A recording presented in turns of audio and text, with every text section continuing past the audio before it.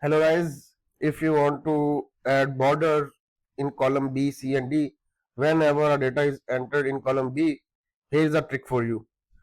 Select the column B, C and D and select it till N, then go to conditional formatting, define new rule, then use a formula to determine which cell to format, then write this formula is equal to LEN, then bracket, dollar sign, then select the cell from which you want to start.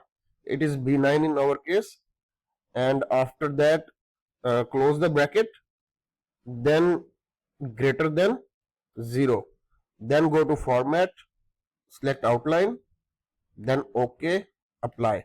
Now whenever we will enter data in column B, the border will be applied automatically. Let's try it. See, borders are automatically applied. If you like this video, follow me for more.